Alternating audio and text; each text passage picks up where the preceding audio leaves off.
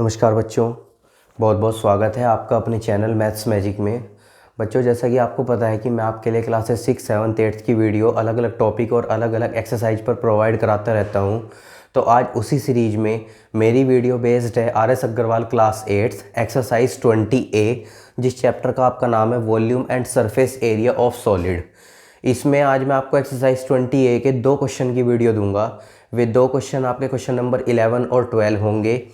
ज़्यादा क्वेश्चन आपको इसमें वीडियो में नहीं इंक्लूड कर रहा हूँ, क्योंकि अधिकतर क्या है, कुछ स्टूडेंट इस एक्सरसाइज को बहुत हार्ड मानते हैं, जबकि दोनों एक्सरसाइज जो 20 है और 21 है दोनों केवल और केवल आपकी फॉर्मूला के ऊपर बेस्ड है।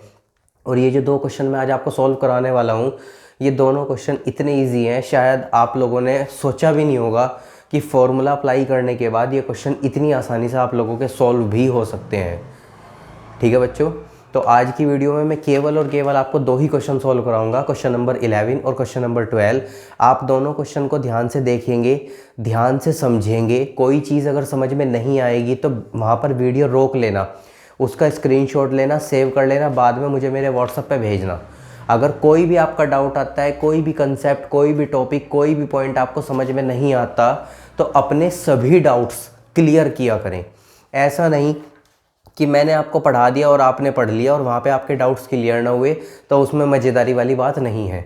आप सभी बच्चे वीडियो को ध्यान से देखें, वीडियो स्किप ना करें, वीडियो को कंटिन्यूअस देखें, लगातार देखें। तो कोशिश यही रहती है कि जो बच्चे वीडियो कंटिन्यू देखते हैं उनका उम्मीदन कोई भी डाउट नहीं आता। और इस वीडियो में आज इसीलिए मैंने कम क्वेश्चन सेलेक्ट किए, वरना अधिकतर मैं 4 या फिर 5 या फिर 3 या 4 क्वेश्चंस की वीडियो बनाता हूँ। लेकिन आज आप लोगों की डिमांड इस चीज़ की है कि हमें एक्सरसाइज थोड़ी हार्ड लग रही है। कुछ बच्चों ने एक्सरसाइज के शुरू के 10 क्वेश्चन कर भी लिए हैं, लेकिन आज मैं उन लोगों के लिए केवल 2 ही क्वेश्चन की वीडियो बना रहा हूँ। तो चलिए देखते हैं क्वेश्चन नंबर 11 आप लोगों का क्या है। सबसे पहली बात, मैंने क्वेश्चन बोर्ड पर नहीं उतारा है क्योंकि क्वेश्चन बहुत लेंथी है।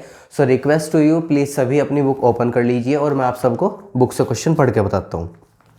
साथ ही साथ हर पॉइंट की हिंदी भी बताऊंगा, जिससे आपको पता लगे कि क्वेश्चन में इंग्लिश पढ़ने के बाद आपको हिंदी में आखिर आपसे डिमांड क्या है, क्वेश्चन आपसे चाह क्या रहा है। ठीक है बच्चों, अब देखो क्वेश्चन नंबर 11 है आपका, find the capacity of a rectangular cistern in litre whose dimensions are 11.2 metre, 6 metre, 5.8 metre. सबसे पहली बात, जब आपको कभी भी 3 यूनिट कंटिन्यूअस मिल जाएं तो आपको कुछ भी ध्यान नहीं रखना, सबसे पहले आप उसकी वॉल्यूम फाइंड करेंगे। बाकी का क्वेश्चन मैं बाद में पढ़ूंगा, पहले जितनी इन्फॉर्मेशन मुझे मिल गई मैं उस इन्फॉर्मेशन के बेस पर मैं आप लोगों को ये वाला क्वेश्चन यहाँ से सॉल्व करना स्टार्ट करा रहा हूँ। मैंने आपसे क्या कहा, जितनी इन्फॉर्मेशन आप लोगों के पास आ गई आप उतनी इन्फॉर्मेशन को सबसे पहले कॉपी पर लिखेंगे। तो आप लोग यहाँ पर क्या लिखेंगे, सबसे पहले लेंथ ऑफ सिस्टर्न, सबसे पहले ये लिखो। यहाँ पर क्वेश्चन नंबर मैंने लिख रखा है, आप यहाँ पर क्या लिखेंगे, लेंथ ऑफ सिस्टर्न। उसके बाद लेंथ के बाद सेकंड चीज क्या आती है आपकी, ब्रेथ ऑफ सिस्टर्न। थर्ड चीज आपकी क्या आती है, लेंथ, ब्रेथ, हाइट, हमेशा तीनों का कॉम्बिनेशन सेम आता है, ये चीज आपको पता है, हाइट ऑफ सिस्टर्न। अब तीनों की जो यूनिट है वो क्या क्या है, पहले वाले की है आपकी 11.2 मीटर, तो आप यहाँ पर क्या लिखेंगे, 11.2 मीटर। दूसरे वाले की क्या है, 6 मीटर, आप यहाँ पर लिखेंगे 6 मीटर। और तीसरे वाले की है आपकी 5.8 मीटर। पहले ये चीज़ बताओ, यहाँ तक लिखने में तो किसी को कोई दिक्कत नहीं है कि हम यहाँ पर क्या लिख रहे हैं, कहाँ से आया, कैसे किया। ये तीनों लाइनें आपके क्वेश्चन में ही दी गई हैं और मैंने केवल उसको शो कराया है एज अ स्टेटमेंट। अब ये लिखने के बाद आपको क्या करना है, आप सबसे पहले यहाँ पर वॉल्यूम ऑफ सिस्टर्न, इसका फॉर्मूला अप्लाई करोगे, length multiply breath multiply height. क्या होता है formula, length multiply breath multiply height. जब आप इन तीनों फॉर्मूलों को यहाँ पर लिखेंगे उसके बाद आप क्या करेंगे, लेंथ की जगह पर लेंथ की वैल्यू 11.2 मल्टीप्लाई ब्रेथ की वैल्यू 6 मल्टीप्लाई हाइट की वैल्यू 5.8। सबको टाइम दे रहा हूँ, आप सब लोग मल्टीप्लाई करो और अपना आंसर बताओ क्या क्या आता है आप सबका आंसर। इसलिए मैं वीडियो में ब्रेक नहीं लगा रहा, वीडियो कंटिन्यूअस चल रही है, लेकिन आप लोग भी अपनी मल्टीप्लाई करो और मुझे उसका आंसर बताओ।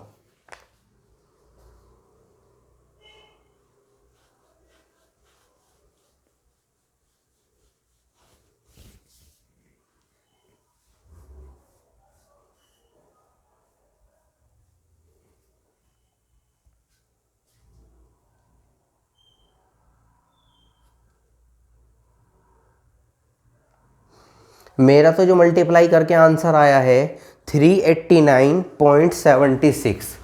क्या आंसर आया बच्चों? 389.76 और मीटर क्यूब। मेरा तो ये आंसर आया है। आप लोग अपना आंसर मैच कर लो। मैंने जो मल्टीप्लाई की है वो हैंडमेड की है, मतलब कैलकुलेटर का या फिर फ़ोन के कैलकुलेटर का यूज़ नहीं किया, रफली मल्टीप्लाई की है, टेबल पढ़ के मल्टीप्लाई की है। अब मुझे नहीं पता आप लोगों ने क्या फेयरली यूज़ किया, लेकिन आप लोगों से रिक्वेस्ट इस चीज़ की है कि जो मल्टीप्लाई है वो आप सब हैंडमेड किया करें, अपने हाथ से किया करें, क्योंकि एग्जाम में आपको कोई कैलकुलेटर कोई वॉच नहीं मिलने वाली।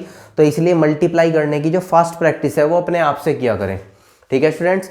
अब मल्टीप्लाई करने के बाद अब देखो आपसे इसमें क्या कह रहा है।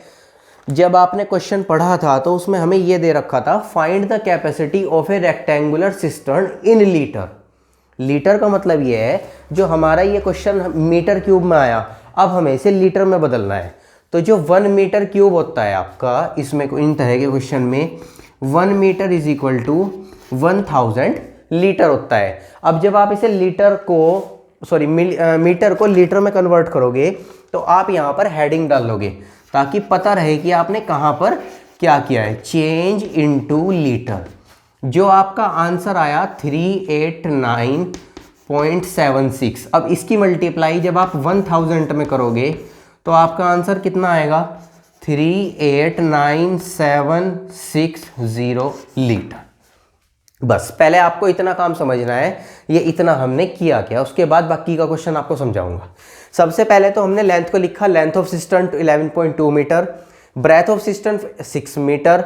उसके बाद लिखा height of cistern is equal to 5.8 metre. उसके बाद हमने इन तीनों चीज़ों को यूज़ करके वॉल्यूम ऑफ सिस्टर्न निकाल लिया मल्टीप्लिकेशन करके। और हमें क्वेश्चन में कहा गया था कि जो हमारी वॉल्यूम आएगी वो वॉल्यूम मीटर में ना होकर लीटर में होगी। तो हमने जो अपनी वॉल्यूम था उसमें 1000 की मल्टीप्लाई करके अपनी वॉल्यूम को लीटर में कन्वर्ट कर लिया। पहले इतने स्टेप समझो, आपको ये सब चीज़ें समझ में आ गई क्या? अब उसके बाद आपसे एक क्वेश्चन इसमें और पुट हो रहा है। वो क्वेश्चन है, find the area of the iron sheet required to make the cistern.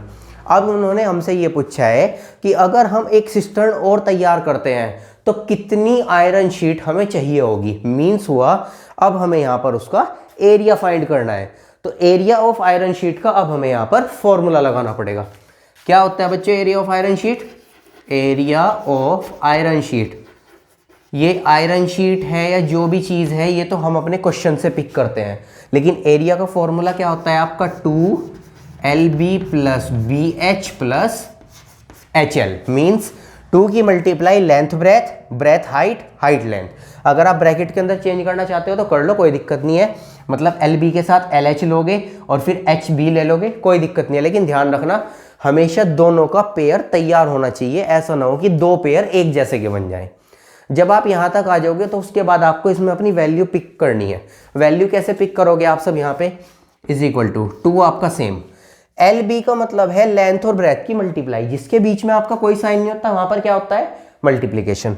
तो लेंथ की वैल्यू कितनी दे रखी है आपको? 11.2 मल्टीप्लाई करो। ब्रेथ की वैल्यू कितनी दे रखी है? 6, फिर लगाया प्लस। ब्रेथ की वैल्यू कितनी है आपकी? 6 मल्टीप्लाई। हाइट की वैल्यू कितनी है? 5.8 प्लस हाइट की वैल्यू कितनी है? 5.8 मल्टीप्लाई लेंथ की वैल्यू कितनी है आपकी?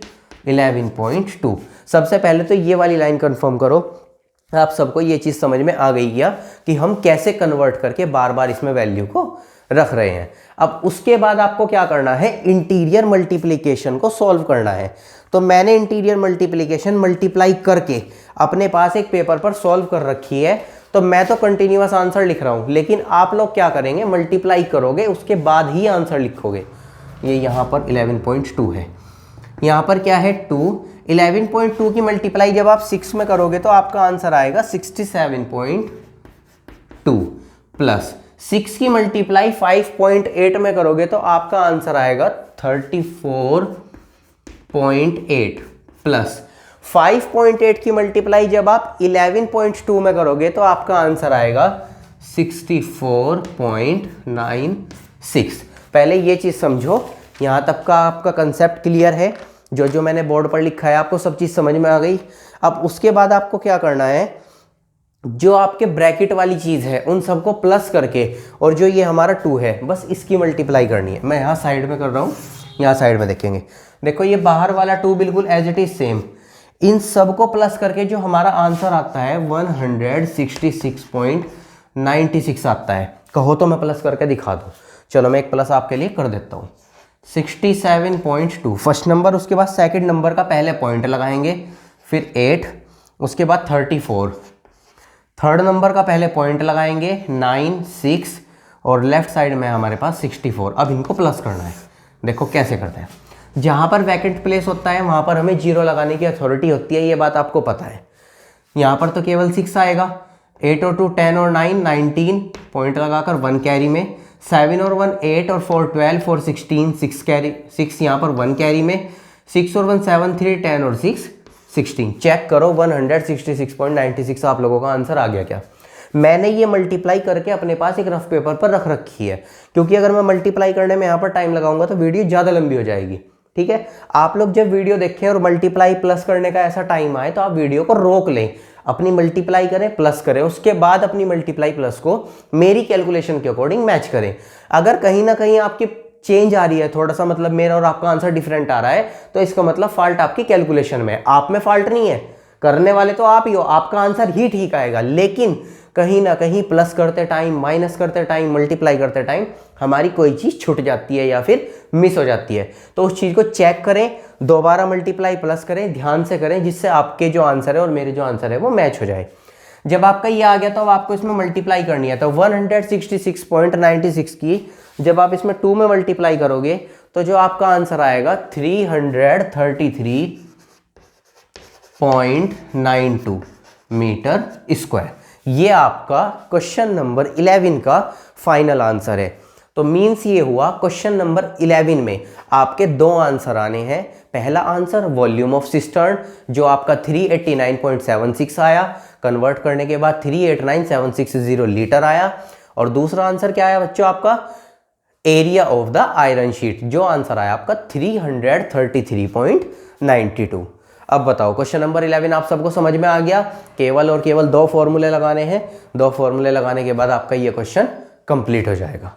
चलिए बच्चों अब देखते हैं क्वेश्चन नंबर 12। देखिए भाई क्वेश्चन नंबर 12 है, आप सब अपनी बुक से पढ़िए। क्वेश्चन नंबर 12 है आपका, the volume of A block of gold is 0.5 m³। Meaning हुआ एक गोल्ड का जो छोटा सा टुकड़ा है वो कितना है आपका, उसकी साइज कितनी है 0.5 मीटर क्यूब है। If it is hammered into a sheet to cover an area of 1 hectare. इसका मीनिंग हुआ कि अगर हम उसे मतलब रश करके उसको छेद कर, जैसे गोल्ड को शेप दी जाती है, उसको 1 हेक्टेयर एरिया में चेंज करना चाहते हैं उस मीटर वाले एरिया को, तो हमें ये बताना है कि वो जो शीट हम तैयार करेंगे तो उस शीट की जो थिकनेस होगी, मोटाई होगी, वो कितनी होगी। मीनिंग हुआ कोई हमारे पास गोल्ड का एक बहुत टिक्की टाइप टुकड़ा है, उस टिक्की को इस कदर इतनी बुरी तरीके से उसको छेदना है कि छेदने के बाद उसका जो एरिया हो वो 1 हेक्टेयर में कन्वर्ट हो जाए, मीटर से हेक्टेयर में कन्वर्ट हो जाए, और उसके बाद फिर हमें उसके शीट की थिकनेस निकालनी है। तो आप लोग यहाँ पर क्या करेंगे, सबसे पहले जो जो इन्फॉर्मेशन आपके क्वेश्चन में है आप सबसे पहले यहाँ पर वो इन्फॉर्मेशन लिखेंगे। तो मैं सबसे पहले स्टार्ट करता हूँ वही इन्फॉर्मेशन से। हम यहाँ पर लिखेंगे सबसे पहले वॉल्यूम ऑफ ब्लॉक गोल्ड। जो हमारा क्वेश्चन है कि ब्लॉक गोल्ड की जो वॉल्यूम है वो हमें यहाँ पर कितनी दे रखी है, 0.5 मीटर क्यूब, ये इंफॉर्मेशन है। अब सबसे पहले हमें इसे हेक्टेयर में कन्वर्ट करना है। अब हेक्टेयर के लिए हमें उसकी मीटर वाली चीज़ की यूनिट कन्वर्ट पता होनी चाहिए। तो हम यहाँ पर लिखेंगे we know that 1 hectare is equal to 10,000 metre. Means 1 hectare में 10,000 मीटर होते हैं, तो इसे करते हैं जी हेक्टेयर में कन्वर्ट। अब यहां पर लिखेंगे चेंज इनटू हेक्टेयर। तो 0.05 डिवाइड बाई 10,000, इसका जो आंसर आएगा आप लोगों का बताओ किस चीज में आएगा, बहुत ज्यादा पॉइंट में आएगा। तो आप यहां पर क्या लिखेंगे, 0.0005 हेक्टेयर। ठीक है भाई, यहां पर ये 0 नहीं है, 0.5 है केवल, इसको चेंज कर लो। हमें क्वेश्चन में वॉल्यूम ऑफ ब्लॉक गोल्ड दिया, उसको हमने 1 हेक्टेयर की यूनिट के अकॉर्डिंग कन्वर्ट कर लिया। अब तक क्वेश्चन में केवल हमने इतना ही पढ़ा था और इसको इतना ही कन्वर्ट किया। अब उसके बाद आगे का क्वेश्चन पढ़ते हैं। उसके बाद उन्होंने हमसे कहा है find the thickness of sheet. बस अब हमें इसकी थिकनेस बतानी है। थिकनेस का मीनिंग हुआ जो हमारी शीट है, मान लेते हैं कोई गोल्ड की इतनी मोटी टिक्की है, कोई इतनी बड़ी ईंट है जो सोने की ईंट आती है, उस ईंट को दबाकर फैलाना है। उस फैलाकर कितना एरिया करना है, उसका 10,000 मीटर करना है। तो मैंने उस गोल्ड को 10,000 मीटर के अकॉर्डिंग चेंज करके हेक्टेयर में ले आया, लेकिन हेक्टेयर जितनी बड़ी जगह तो हमारे पास है नहीं। तो हम यहाँ पर लेंथ की जो सबसे छोटी यूनिट है सेंटीमीटर, उसमें लाएंगे इस आंसर को। आंसर तो आपका यहाँ पर भी ठीक है, लेकिन अगर आप मिलीमीटर या फिर सेंटीमीटर में शो कराओगे तो वो क्वेश्चन आपका अच्छा लगेगा। अब मैं यहाँ पर आपको बार बार चेंज दिखाता हूँ। चेंज इनटू मीटर कैसे होगा भाई? चेंज इनटू मीटर यहाँ पर आप ये बताओ, चेंज इनटू मीटर कर लो या फिर चेंज इनटू सेंटीमीटर कर लो, क्योंकि मीटर से तो हम हेक्टेयर में आए थे। Change into centimetre 0.0005 multiply 100। क्यों? क्योंकि 1 मीटर में कितने सेंटीमीटर होते हैं? 100। तो 100 की जब आप मल्टीप्लाई करोगे 0.005 सेंटीमीटर हो जाएगा ये। अब उसके बाद आपको यहाँ पर क्या करना है, इसे मिलीमीटर में कन्वर्ट करना है, क्योंकि मैंने आपसे कहा था जो लेंथ की सबसे छोटी यूनिट होती है आप उसमें शो करा दो change into millimetre. 0.005 multiply 10। 1 centimetre में कितने मिलीमीटर होते हैं? 10। तो 10 की मल्टीप्लाई जब आप करोगे 0.05 mm। ये आपका इस क्वेश्चन का फाइनल आंसर है। आंसर तो आपका ये भी ठीक है, लेकिन इतना बड़ा एरिया ना तो किसी के पास अवेलेबल होता, ना ही कभी इस तरह के जो क्वेश्चंस होते हैं वो हेक्टेयर में हम लोग फाइंड कर पाते हैं। तो इसलिए हम अपने क्वेश्चन को लेंथ की जो सबसे छोटी यूनिट होती है मिलीमीटर, उसमें फाइंड करके आराम से क्वेश्चन सॉल्व कर लेते हैं।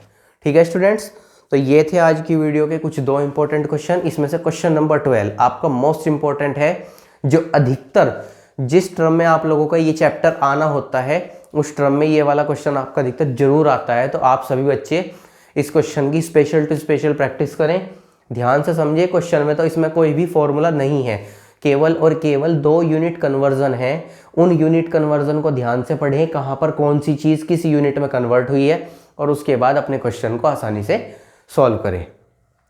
ठीक है स्टूडेंट्स, सभी ने वीडियो देखी, वीडियो कैसी लगी आप सभी लोग कमेंट करके बताएं, और वीडियो को लाइक भी करें और अपने फ्रेंड्स के साथ शेयर भी करें।